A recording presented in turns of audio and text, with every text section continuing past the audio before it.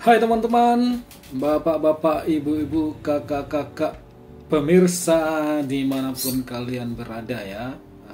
Kembali lagi kita bahas materi belajar coding untuk anak-anak ya.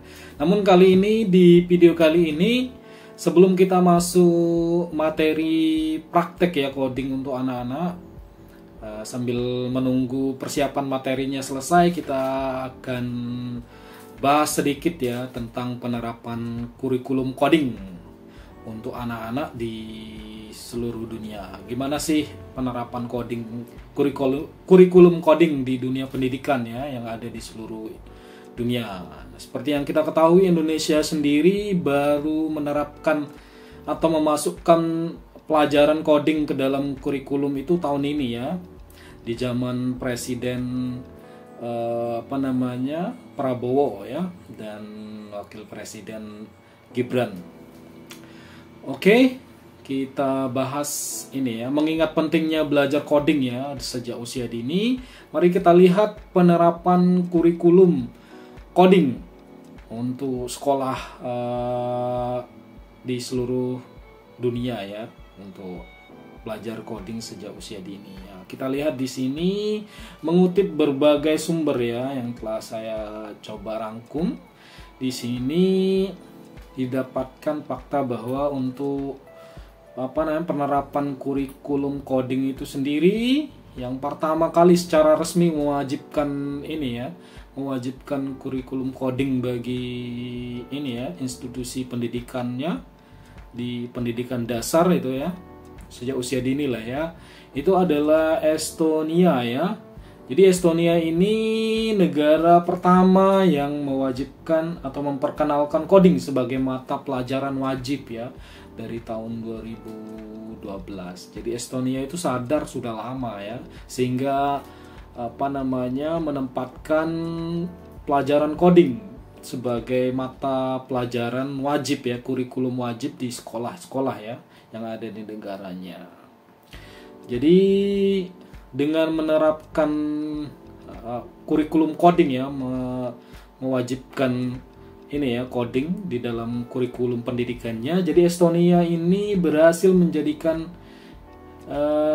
ia sebagai negara digital terkemuka yang ini ya, dengan industri teknologi yang berkembang pesat ya. Jadi karena sadar sudah lama ya, sejak dini dia sadar, tahun 2012 itu masih kuliah saya. Artinya internet baru-baru berkembang ini ya, baru berkembang. Dia sudah sadar bahwa coding itu kedepannya akan sangat diperlukan ya, kemampuan coding itu sangat diperlukan, sehingga ia mewajibkan negara ini mewajibkan kurikulum pelajaran coding di kurikulum pendidikannya ya. Kemudian ada Inggris ya, negara kedua itu ada Inggris, itu Eropa ya. Inggris sendiri memasukkan coding di dalam kurikulumnya itu pada tahun 2014 ya, di mana coding itu diwajibkan bagi ini ya, diajarkan bagi anak-anak sekolah usia dini ya. Jadi Inggris sendiri itu tahun 2014 ya, 2 tahun setelah Estonia. Kemudian ada Finland ya, sebagai negara yang Finland ini kemarin sebagai rujukan dari Menteri Nadiem ya untuk sistem pendidikannya. Dia juga menerapkan ini ya, mengintegrasikan coding ya dengan kurikulum pendidikannya, dengan dia menerapkannya ke dalam pembelajaran interdisipliner ya. Jadi fokus pengembangannya untuk keterampilan pemecahan masalah dan berpikir kritis ya. Jadi untuk membangun kemampuan problem solving dan berpikir kritisnya ya, critical thinkingnya. Kemudian di bagian Asia sendiri, di wilayah Asia ada India ya. Nah, tentu saja China ya. China itu sadar sejak ini ya, memasukkan kurikulum coding itu mewajibkan di sekolah-sekolahnya itu sejak tahun 2017 ya. Jadi di Cina meluncurkan kurikulum robotika dan AI ya. Itu tahun 2017 Cina sudah meluncurkan kurikulum robotika dan AI ya untuk sekolah-sekolahnya. institusi pendidikannya, sehingga diharapkan itu untuk meningkatkan kemampuan logika dari anak-anak sejak usia dini ya, kemampuan problem solving.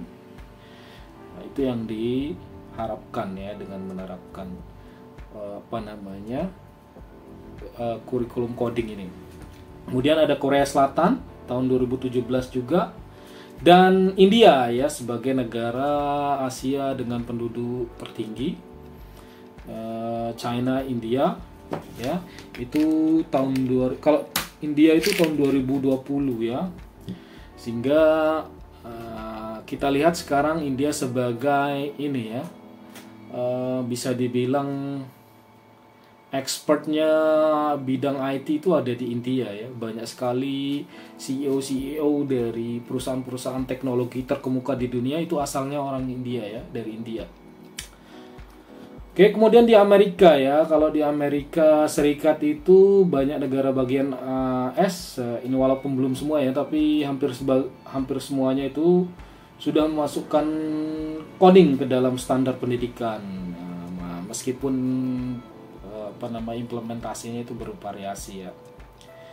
Kemudian ada Kanada ya. Kanada melalui pemerintahan Ontario ya mengumumkan perubahan kurikulum dengan memasukkan coding sebagai mata pelajaran wajib. Jadi di Kanada itu sudah wajib ya. Nah, itu kenapa saya optimis nanti pelajaran coding ini akan diwajibkan ya di Indonesia. Karena mengingat negara-negara lain sudah maju, ini yang maju ya sudah menerapkan dan mewajibkan kurikulum ini. Jadi tidak lagi bersifat ekstra ya, tapi wajib langsung ada mata pelajarannya ya. Jadi sudah mempunyai silabus dan lain sebagainya. Nah, kemudian di Afrika ada Afrika, kemudian ada Amerika Latin. Di negara Amerika Latin juga seperti Brazil dan Argentina sudah memperkenalkan coding ya di kurikulum pendidikannya. Jadi itu dia negara-negara di seluruh dunia yang sudah menerapkan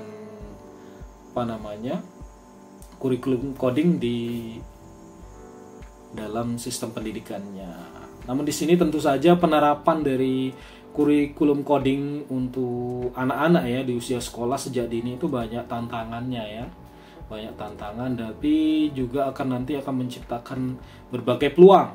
Tantangannya tentu saja yang terutama ya, itu ketersediaan tenaga pendidik ya.